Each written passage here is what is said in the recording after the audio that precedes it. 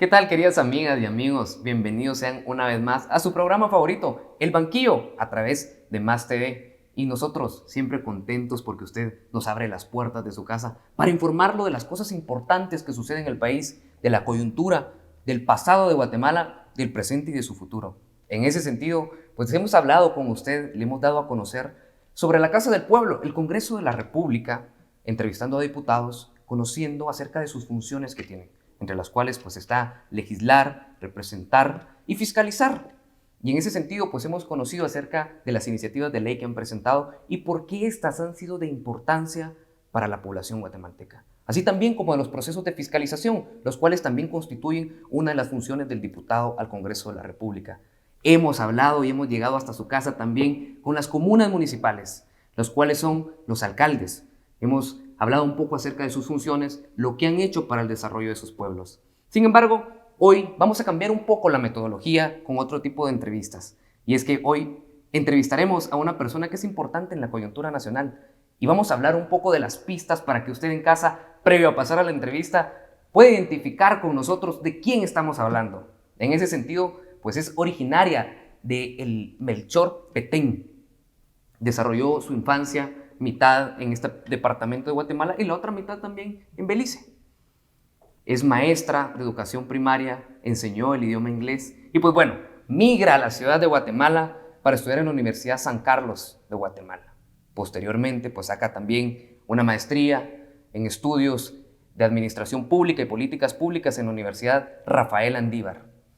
También parte de la coyuntura importante con nuestra invitada el día de hoy es el Consejo de Cohesión Social, el cual existió en el periodo de gobierno 2008-2012, a través del cual pues, se llevaron varios programas de solidaridad a la población guatemalteca. Podrá usted identificar ahí en casa Mi Familia Progresa, Escuelas Abiertas o incluso otros como la Bolsa Solidaria.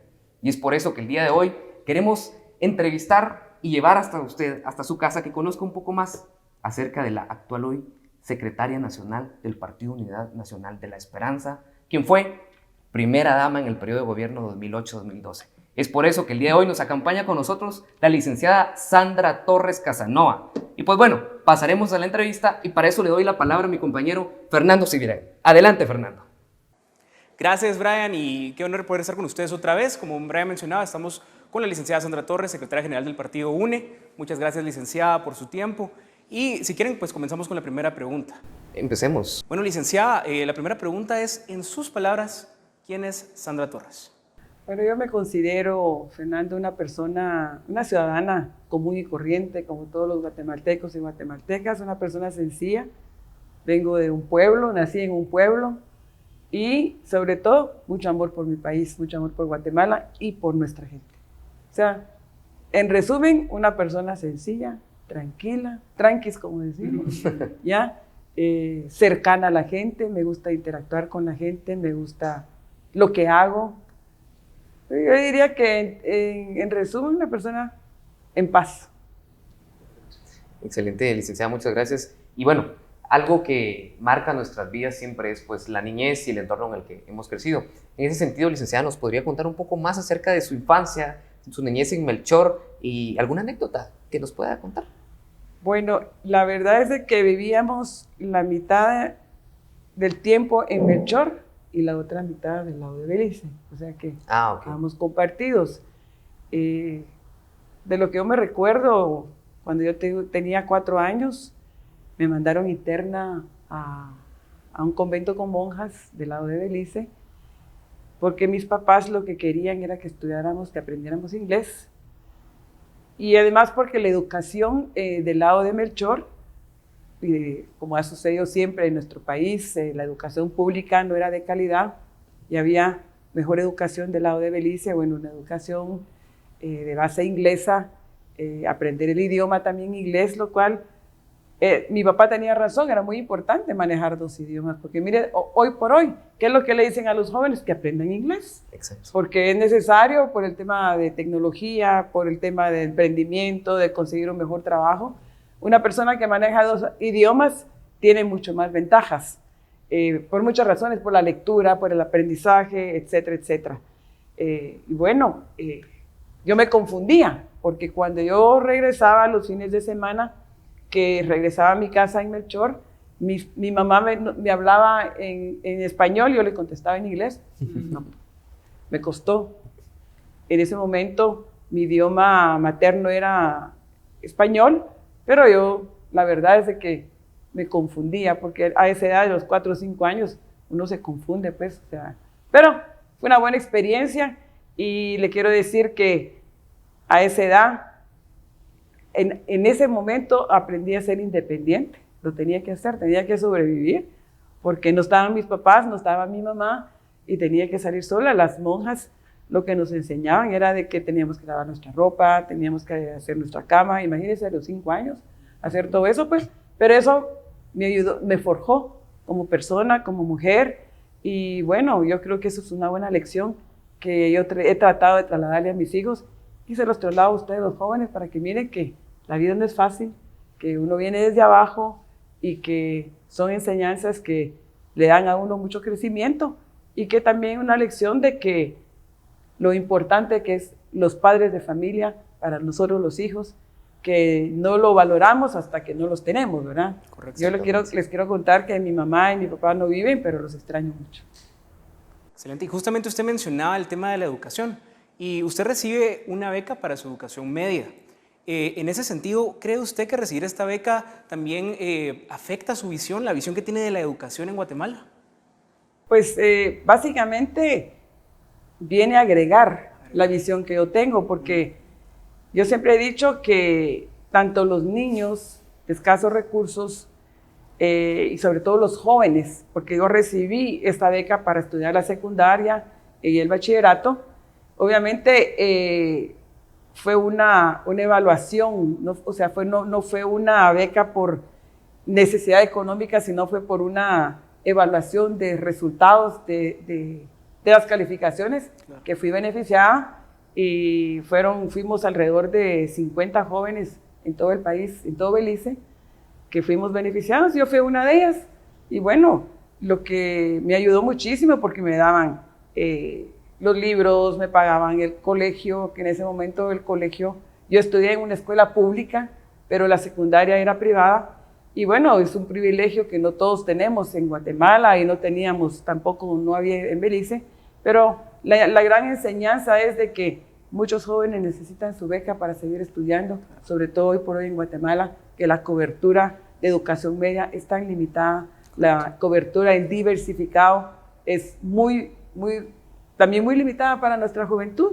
La cobertura en diversificado es como del 35% y muchos jóvenes que necesitan tener el acceso a la educación, no solo secundaria, sino también superior. Vemos en las estadísticas que solo alrededor del 2% de la población tiene el acceso a la educación superior y es algo que debemos de superar. Yo siempre he dicho que invertir en educación es buen negocio para un país. Perfecto. Y se debe de hacerse y debe darse a la juventud sobre todo esa oportunidad de seguir estudiando, porque hoy por hoy tenemos muchos jóvenes que viajan hacia Estados Unidos buscando mejor oportunidades, se gradúan aquí, no consiguen trabajo. Muchos ni siquiera tienen la oportunidad de seguir estudiando, de ir a la universidad. Yo me imagino que ustedes son privilegiados, porque me imagino, ¿dónde estudia usted? En Landívar. En la Landívar, y usted también, sí, me imagino que también la Landívar. Compartimos alma mater los tres. Sí, yo también estudié en la Landívar, somos personas privilegiadas, y bueno, yo creo que eso es lo que quisiéramos yo por lo menos es lo que yo quisiera para todos los jóvenes en Guatemala, que tengan el acceso a una buena educación superior. Es más, hay mucho por hacer en educación pública superior. La Universidad en San Carlos necesita también más recursos para poder atender a más jóvenes de escasos recursos en todo el país. Vemos que hoy la Universidad de San Carlos pues, está descentralizada. En aquel momento, cuando yo tuve que viajar desde del Petén para acá, para estudiar en la Universidad de San Carlos, no existía universidad en el departamento del Petén. Hoy por hoy ya hay ciertas facultades descentralizadas ya en varios departamentos y eso también genera ese acceso que los jóvenes necesitan. Incluso los que no han tenido el acceso a la educación superior puedan ir a prepararse y a formarse para poder tener la oportunidad de un mejor empleo y de mejores ingresos. Excelente. Definitivamente, pues las experiencias de vida son las que van moldeando nuestro carácter y nuestra forma de pensar. Y en ese sentido, licenciada, pues usted nos ha contado un poco acerca de su experiencia en la educación. Sin embargo, también en la familiar usted atraviesa una experiencia interesante, que es el que su mamá fue alcaldesa. ¿Cómo eso contribuyó en su formación a la actualidad? Y si es ahí donde comienza su interés por la política, licenciada. Pues viera que yo me resistía a hacer política, porque yo era empresaria. Mi mamá, después de todos mis tíos que fueron alcaldes de mi pueblo, de Melchor de Mencos, pues después de que muere mi papá, fallece mi papá, mi mamá decide meterse a la política, porque traía ese gusanito de la política, como decimos, desde la familia. Ella gana la alcaldía y participa por 2 periodos consecutivos. Y bueno, de ahí creo que viene el interés por la política. Yo después de ser empresaria decido meterme en la política cuando conozco al ingeniero Álvaro Colom, me involucro en el proyecto de él y así es como llego a ser primera dama y bueno, y trabajar por los programas sociales y hoy por hoy pues aquí estamos. He participado 2 veces en las contiendas políticas, he llegado 2 veces a las segundas vueltas y primero Dios el año entrante nos estamos preparando también para poder participar el año entrante. Excelente, muchas gracias. Y no estamos violando la ley electoral, pero una vez lo dejo claro, porque yo estoy hoy por hoy como secretaria general, siempre respetuosa de la ley electoral, pero estamos en esta entrevista que ustedes, estas preguntas que ustedes me están haciendo, que me permite también en este sentido, pues contarles cuáles son qué es lo que yo pienso hacer en el futuro, porque estamos a la espera, a las vísperas de un proceso electoral que inicia el año entrante. Y antes de darle la palabra a mi compañero, qué importante que nos dice eso, porque este es un programa de jóvenes para jóvenes, a quienes les interesa conocer un poco más acerca de esto. Y que se involucren, ¿no es cierto? Que se involucren. Que se empadronen primero. Por eso vamos a dejar al final un espacio para que usted se pueda dirigir a los jóvenes, que son nuestros sintonizantes. Así es. Fernando. Perfecto. Y bueno, dicen de que el apoyar la educación es el acto más grande de optimismo. Y con eso, pues yo le quería preguntar, usted pasó por la docencia. ¿Usted cree que eso también influyó en las políticas como por ejemplo escuelas abiertas? Sí, yo di clases de inglés, yo daba clases de inglés, le cuento.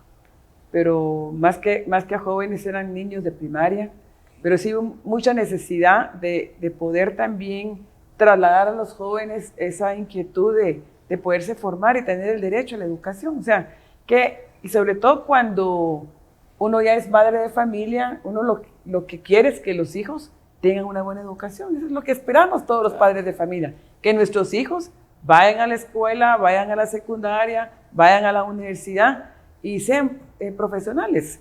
Es el sueño, por lo menos ese era mi sueño. Gracias a Dios logré que mis hijos todos fueran profesionales, que también me imagino que los papás de ustedes también han tenido en un momento dado, como jóvenes, momentos difíciles que a veces uno se revela como joven que no quiere estudiar o no es así. Sí, ha pasado. O no quiere ir a la escuela, o no quiere ir a la universidad, quiere trabajar. Bueno, yo siempre trabajé y estudié. Nunca me dediqué solo a estudiar, sino que fue difícil también, pero fue una buena experiencia. Yo le diría que a los jóvenes yo les recomendaría que estudien, que trabajen, porque eso nos hace mejores ciudadanos, nos hace valorar mejor las cosas, y eso fue una buena experiencia que yo tuve, eso de trabajar y estudiar, que no fue fácil. Yo trabajaba de 8 a 5 de la tarde, luego me iba a la universidad, primero en camioneta, después compré mi primer carro, un Datsun 1000, me recuerdo yo, color blanco, que me costó en aquel entonces, me costó 2,000 quetzales, imagínense, era un carrito usado, pero fue una buena experiencia porque no me lo compraron mis papás, me lo compré yo con mi primer sueldo, y eso me ayudó también a poder cumplir con mi trabajo y luego poderme graduar de licenciatura en Ciencias de la Comunicación, y bueno, y ahí pues ya estaba económicamente independiente, porque a veces uno necesita esa independencia económica, claro. No solo los hombres, sino también nosotros las mujeres.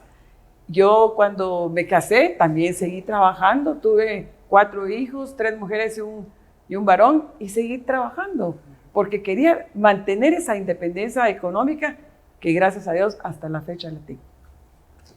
Excelente, licenciada. Y bueno, otra de las... bueno, en relación al tema de escuelas abiertas, ese programa nace cuando yo visité Brasil, los programas del presidente Lula en aquel momento, que fui invitada a conocer esos programas y pude visitar las favelas. Más o menos aquí le diría que las favelas equivale a las comunidades urbanas pobres, y vi la necesidad de que los jóvenes tuvieran un espacio los fines de semana, espacios de tener acceso a clases de inglés, de deporte, de computación, de música, espacios que los jóvenes necesitan tener para estar ocupados. Y vimos que el concepto era que las escuelas se mantenían cerradas los fines de semana, y se llamaba escuelas abiertas porque las escuelas se abrían los fines de semana. La comunidad tomaba posesión de las escuelas. Y cuando le hablaba de la comunidad, eran los padres de familia que también se involucraban en el programa, incluso llevaban a sus hijos, y eso involucró y ayudó que los jóvenes pudieran tener ese espacio y ya no se metieran en problemas, porque había muchos jóvenes, existe todavía muchos jóvenes que no estudian ni trabajan, pero con escuelas abiertas tuvimos la oportunidad de poder ocupar a los jóvenes, de poder involucrar a los padres de familia, de poderles dar sus alimentos, porque muchos jóvenes que venían de un estrato social muy pobre ni siquiera tenían el derecho a la alimentación. En escuelas abiertas se les daba su refacción, se les daba su almuerzo, y muchos jóvenes llegaban solo por la comida, porque no tenían esa comida garantizada en su casa, en sus hogares, porque venían de padres de familia sin empleo, sin trabajo y muy, muy pobres. Y entonces ese concepto de escuelas abiertas ayudó muchísimo a involucrar a los jóvenes a que tuvieran el derecho a una clase de música, a poder aprender a tocar un instrumento, a aprender clases de inglés, incluso deporte, ajedrez. Bueno, era multidisciplinario las escuelas abiertas, y se pudo atender alrededor de más de 300,000 jóvenes todos los fines de semana, con 320 escuelas en todo el país.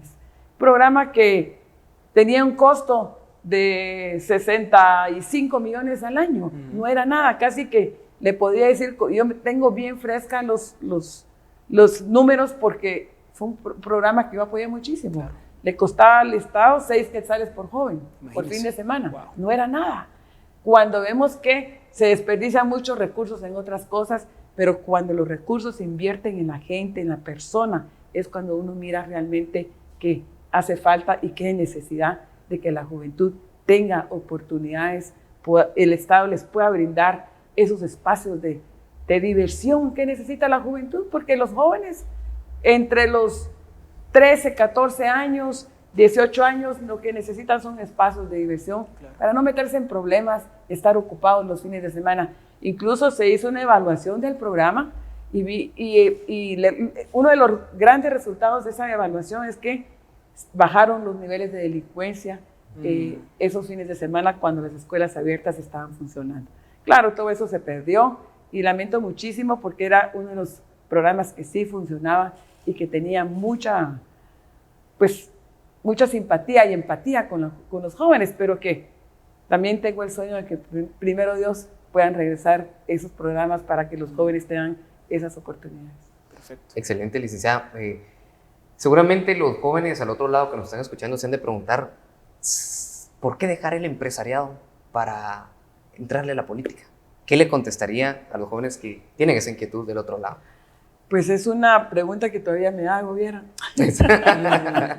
Me iba mejor siendo empresaria, me iba muy bien, pero obviamente traía ya en la sangre el ejercer la política, sobre todo el acercamiento con la gente, la preocupación por mi país y hacer algo por Guatemala. Okay. Y desde el empresariado uno lo puede hacer, pero desde la política se puede hacer mucho más.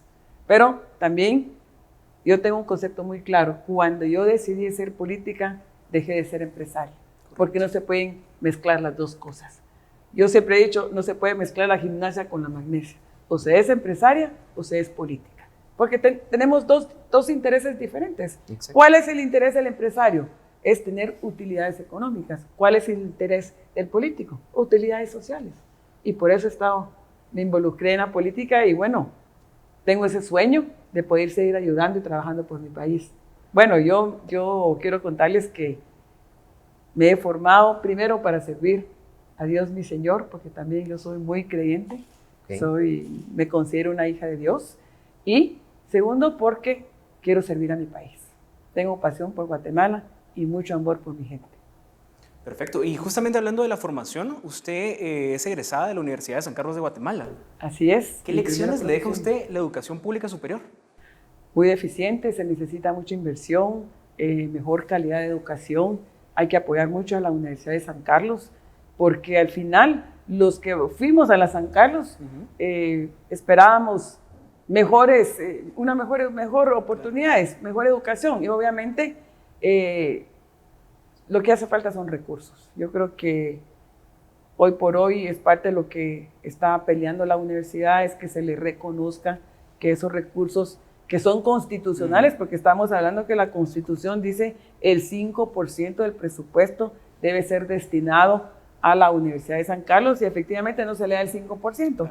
Pero en fin, es parte de los objetivos, es parte de la propuesta que hemos apoyado siempre a la universidad, porque incluso cuando yo tuve la oportunidad de ser primera dama, apoyé a la universidad. Claro. Pude trabajar, hicimos un programa para ayudar a los que hacían sus EPS en el interior, se les daba un salario mínimo, se les dio una especie como de beca, ¿ya? Para que pudieran viajar al interior y pudieran cumplir con los requisitos que le ponía la universidad para poder graduarse de profesionales, porque muchos jóvenes que van a la Universidad de San Carlos son de muy escasos recursos, claro, que no tienen para hacer sus prácticas en el interior. Y yo me recuerdo que pudimos apoyar a muchos jóvenes que estudiaban medicina, muchos jóvenes que estudiaban ingeniería, muchos jóvenes que estudiaban arquitectura, incluso derecho, en fin.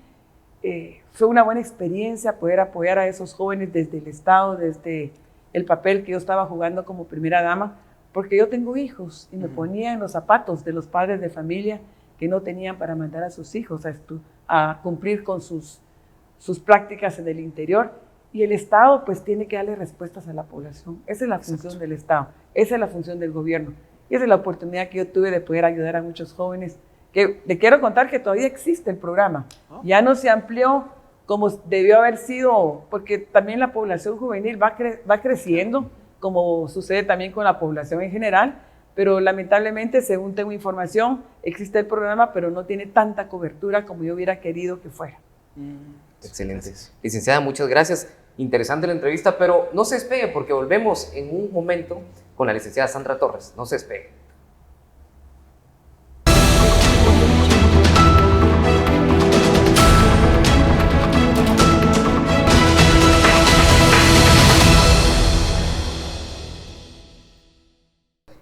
Bueno, licenciada Torres, desde la fundación del partido UNE, una de las palabras que lo ha caracterizado y que forma parte de su nombre es la solidaridad. Sí.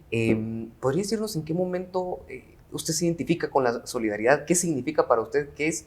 Y si cree que le ha hecho falta a los últimos gobiernos. Por supuesto.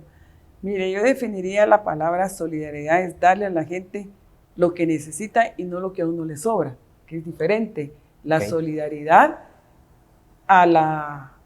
a otro tipo de acciones que uno pueda tener o de regalar cosas solo por regalar.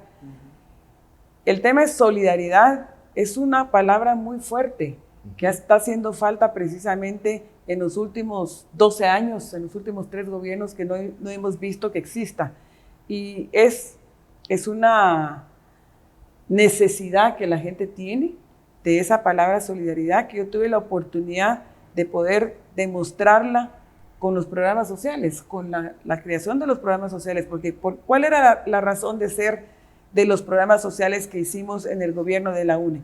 Es darle a la gente lo que realmente necesitaba, no lo que nos sobraba, porque a mí no me sobra nada, y al gobierno no le sobra nada, pero sí el gobierno tiene que jugar ese papel de apoyar a la población en lo que la gente necesita. Y eso fue lo que hicimos con los programas sociales. Eso fue lo que la gente hoy por hoy está extrañando, y que hoy ya no existe esa inversión social necesaria para que la gente pueda tener ese apoyo, esa ayuda que es necesaria para la gente vulnerable, que es de escasos recursos, que que está en la línea de extrema pobreza y pobreza, y que vemos que hay muchísima gente cada día más pobre. Tenemos alrededor del 60% de nuestra población, estadísticamente hablando, en situación de pobreza, el 23% o 25% en extrema pobreza, mucha gente que no tiene para comer. Y la razón de ser de esos programas sociales, que lo denominábamos programas de solidaridad, era ayudar a la gente con lo mínimo para poder salir adelante y sacar adelante a su familia, a sus hijos. En este caso, la mayor parte de beneficiarias eran mujeres.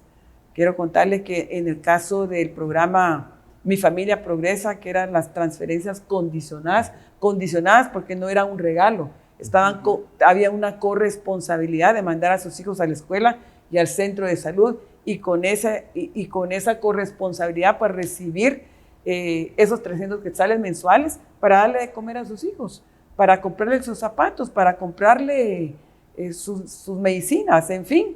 Esos programas funcionaron porque realmente llegaron a mejorar inclusive la cobertura de educación.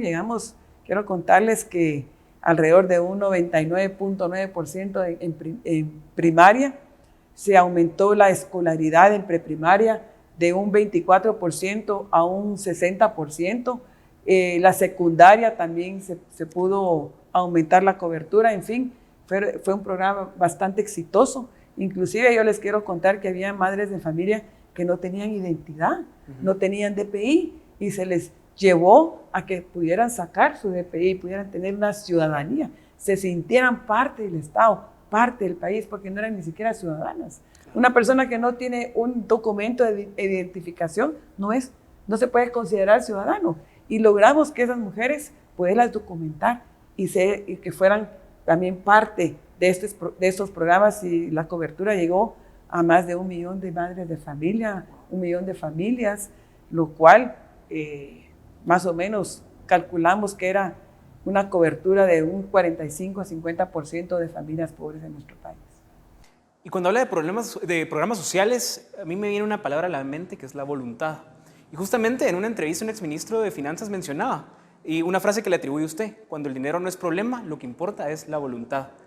¿Qué le hace pensar esa frase? ¿Cree usted que los gobiernos también han tenido voluntad, los últimos gobiernos, para ayudar a las personas? Pero mire, la voluntad política es un concepto transversal en todo quehacer del gobierno.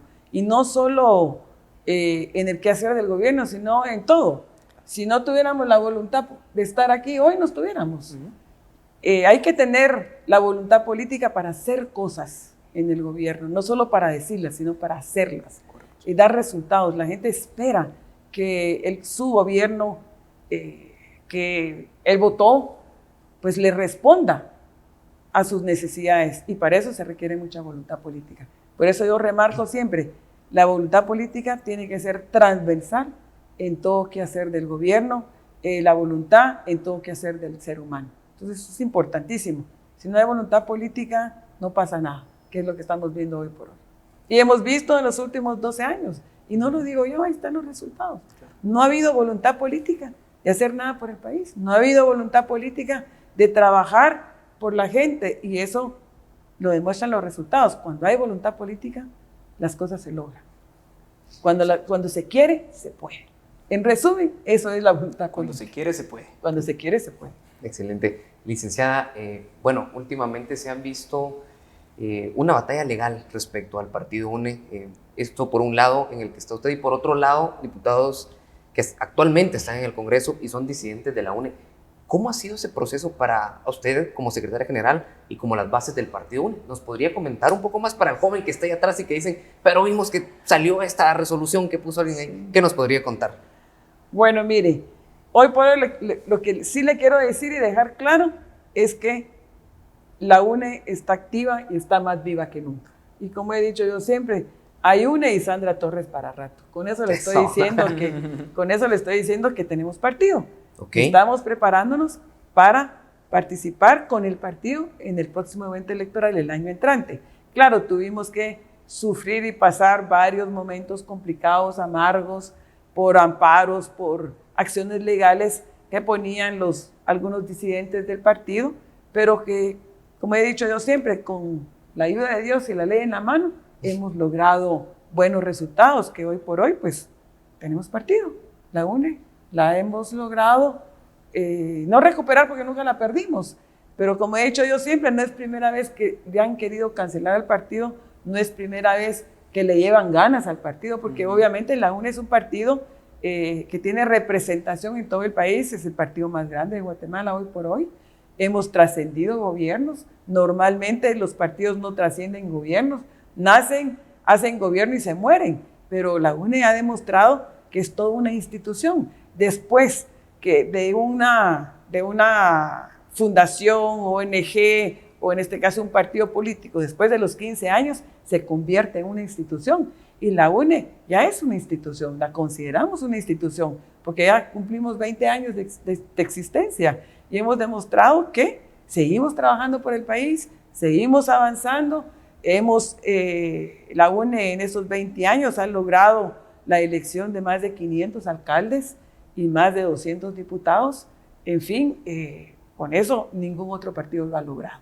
Por eso nos sentimos, yo me siento muy orgullosa de ser de la UNE, nací y voy a morir en la UNE. Entonces, yo quiero decirle a la población de que la gente que nos está viendo, los jóvenes que nos está viendo y nos está escuchando, es que obviamente sí pasamos por un proceso legal complicado, pero que logramos que el Tribunal Supremo Electoral nos diera la razón, que siempre la tuvimos. Entonces eso ya quedó firme, por eso pueden estar tranquilos, que estamos ya preparados para participar y competir en el próximo proceso electoral con la Unidad Nacional de la Esperanza. Y por eso celebramos este domingo pasado, hicimos la gran fiesta y vino muchísima gente, más de 8,000 personas, representantes de todo el país. Querían venir otros, pero ya no podíamos, ya no nos dábamos abasto porque pues también teníamos nuestras limitaciones en los recursos y en la movilización, etcétera.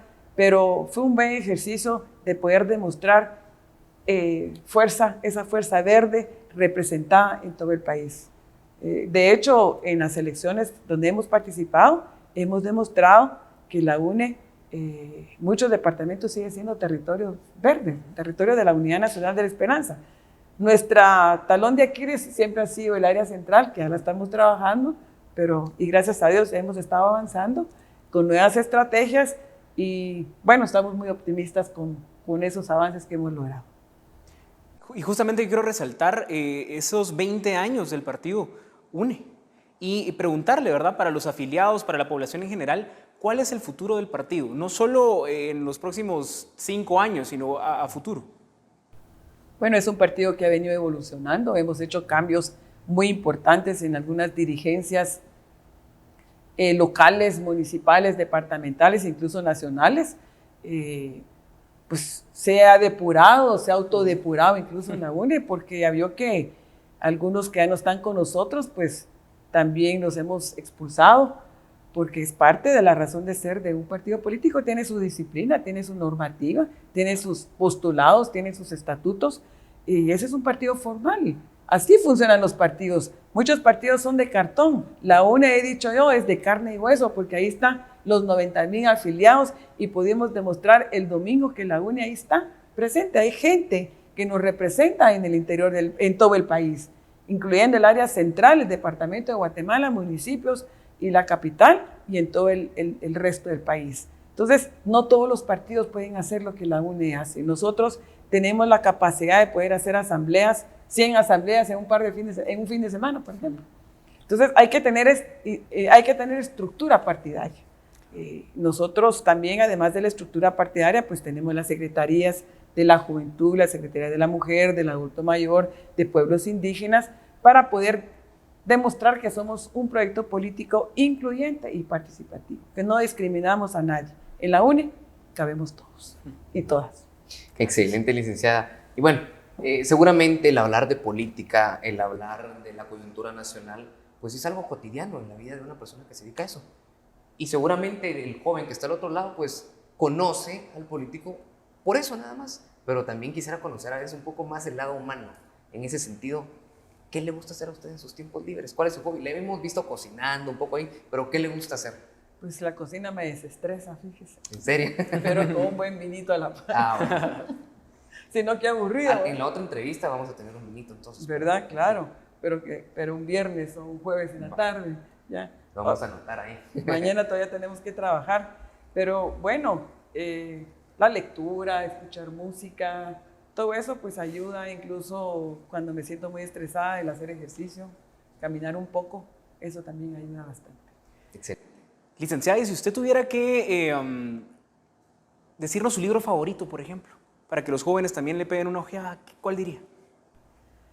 Hay muchos que todavía me llaman la atención y que siempre me gustaron leer, por ejemplo, El Señor Presidente, de Miguel Ángel Asturias, que es un libro que no pasa de moda, es historia de nuestro premio Nobel, 100 años de soledad también, de García Márquez, de los que puedo decirle que me han generado pasión, porque la lectura también tiene que generar pasión, ¿verdad? Correcto. Obviamente, pues también leo la Biblia, que también son momentos de acercamientos que necesita uno de estar con Dios, estar con uno mismo y tener ese acercamiento con nuestro Dios, nuestro Señor, que para mí esos son momentos muy sagrados y muy importantes en mi vida. Me han ayudado muchísimo en los momentos más difíciles, porque también hay que aprender y estudiar la Biblia, las Sagradas Escrituras. En fin, eso le podría decir. Hay muchas otras cosas que, bueno, la música que también desestresa bastante, ¿verdad? ¿Canción favorita? Guatemalteca. Para Bad Bunny. Bad Bunny. Viste, me lo contó. Sí. ¿Cuántas novias tiene usted? Yo solo he tenido una novia. No le creo, ¿viste? Muchas. No. Eso dice la canción. Bueno. Y hay otra que se llama también Ojos Bonitos, ¿no? Ojitos lindos. Sí, ojitos lindos. Bueno, cerca. Mire que la íbamos a poner cuando usted iba a entrar. ¿Verdad? La íbamos a poner ahí. Por eso se lo dije. La vamos a poner ya después. Licenciada, se viene un fin de semana largo. Sí. ¿Cuáles son esos lugares o el lugar preferido en el que usted dice, bueno, me voy a ir a desestresar a este lugar favorito de Guatemala? Guatemala tiene tantos lugares preciosos y lindos que uno quisiera ir a todos los lugares, pero si yo digo solo uno, voy a generar celos. Y me están viendo y me están escuchando. Entonces yo le puedo decir que, por ejemplo, Petén es encantador, es apasionante, es mágico. La cultura maya es mágica. Guatemala es mágico. El lago de Atitlán desestresa.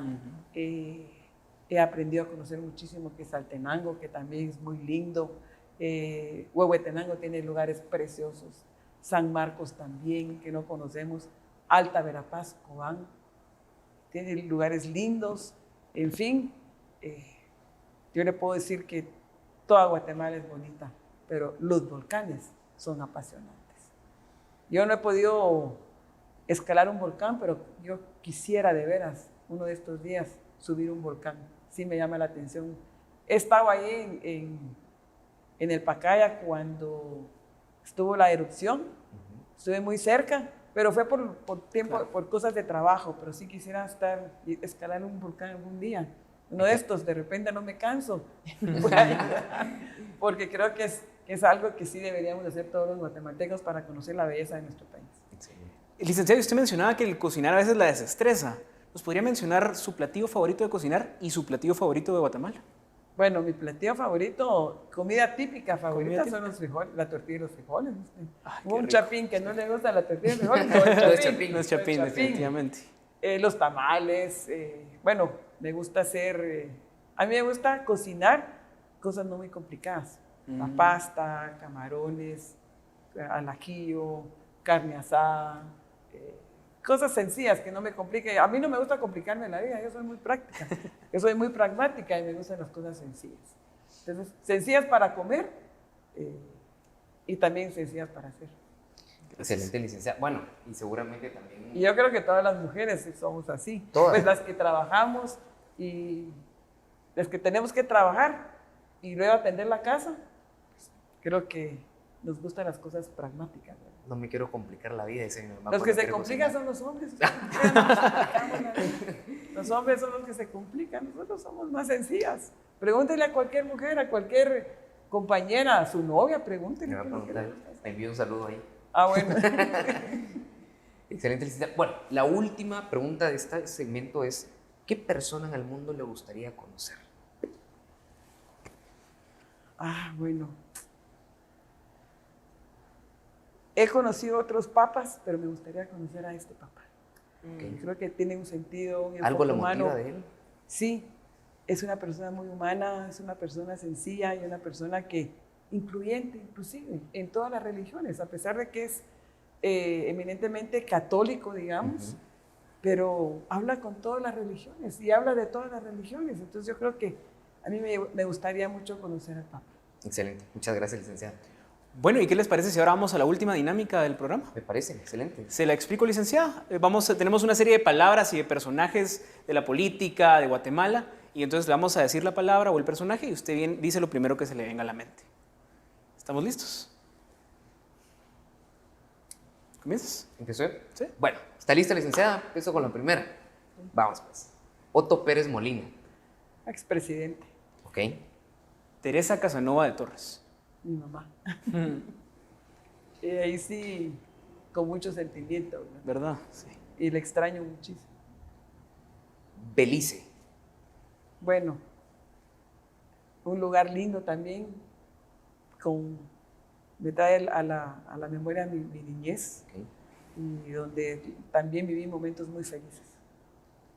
Universidad de San Carlos de Guatemala. Alma mater. Sí, bueno, ahí también la Landívar, puedo decir. Sí, para que no se me pongan, a sentir. Sí, para que no se me pongan celosos. Buenísimo. Ahí estudió la maestría, ¿verdad? Ahí estudié la maestría en políticas públicas. Excelente. Bueno, pues sí. Yo creo que fueron momentos complicados para Guatemala. Ok. Orlando Blanco. Disidente. Disidente. Si lo miran por ahí, me lo saludan. Un saludo por si nos está viendo ahí. Traidor. Bueno. Melchor de Mencos. Mi lugar de nacimiento, mi pueblo. El expresidente Jimmy Morales. Pasó de noche. Ahí me lo saludan también. Grupo parlamentario de oposición. Pues sin embargo, a mí Jimmy, la verdad es que no me caía mal. O sea, la verdad es que creo que es una buena persona, un buen hombre. No estaba formado para ser presidente. Le faltó esa formación política y esa formación académica para poder hacer un buen gobierno. Sin embargo, hizo lo que pudo. Nos quedamos con el grupo parlamentario de oposición. ¿Quiénes son? Eso es. Perfecto. Solidaridad. Dar lo que la gente necesita, no lo que a uno le sobra. Okay. Voy con Mario Taracena. Dinosaurio de la política. Bueno, Consejo de Cohesión Social. Apasionante. Resultados apasionantes y palpables que hoy por hoy todavía existen y todavía la gente los extraña. Ok. Telma Aldana. Exfiscal. Alejandro Yamatei. Presidente, actual presidente. Mi familia progresa. Muchos recuerdos, muchos resultados y gente que extraña ese programa. Unidad Nacional de la Esperanza. Bueno, mi partido. Un proyecto político. Suri Ríos. Exdiputado. Manuel Valdizón. Ex candidato presidencial. Emproblemado. Y con la última, Guatemala, licenciada. Mi país, mi pasión. Excelente. Mi amor por el país, por Guatemala y por los guatemaltecos y guatemaltecas. Licenciada, no se sintió el tiempo, pero antes de que terminemos me gustaría que se dirija hacia la población y hacia los jóvenes en específico que nos ven y que nos enviaron bastantes preguntas ahí en las redes sociales, pero quisiéramos que la entrevista durara más tiempo para poder hacerlas, pero en una próxima. Así que, ¿qué le diría a los jóvenes, licenciada? Pues sobre todo muy contenta de ver que dos jóvenes como ustedes se tomen el tiempo en este tipo de programas que son muy valiosos para los que nos están viendo y nos están escuchando. Y eso también demuestra el interés de ustedes por la juventud, por jóvenes como ustedes. Y quiero decirles a los jóvenes que también se involucren en la política, que es bueno que también estén involucrados, porque no es lo mismo solo decir y criticar, sino estar ahí haciendo algo por nuestro país. Y si no nos involucramos, no podemos hablar de que podemos contribuir por Guatemala. Y decirles de que, pues, estamos preparándonos para que el año entrante estemos en la contienda electoral, siempre con la Unidad Nacional de la Esperanza. Me siento muy orgullosa y muy contenta de pertenecer al partido político más grande de Guatemala y sobre todo mucha pasión y mucho amor por Guatemala, por mi país y sobre todo mucha ternura y mucho cariño para los jóvenes, que también me desgarra el corazón de ver que muchos jóvenes no tienen las oportunidades que como ustedes tienen hoy, pero que yo quiero trabajar por esos jóvenes para que puedan tener esas oportunidades de salir adelante, tener su empleo al graduarse, los profesionales. Es más, yo sueño con que poder hacer gobierno con la juventud y con los jóvenes, involucrar a los jóvenes. Excelente, licenciado. Muchísimas gracias. Fernando. No, la verdad es que una entrevista bastante interesante. Muchas gracias, licenciada, y muchas gracias a las personas que nos sintonizan por Más TV, por las redes sociales, y gracias por darnos la oportunidad de estar con ustedes en un episodio más del Banquillo por Más TV. Hasta la próxima. Hasta la próxima. Gracias, licenciada. Gracias. Muchísimas gracias. Muchas gracias. Y vaya si no me sentaron en el banquillo, ¿verdad?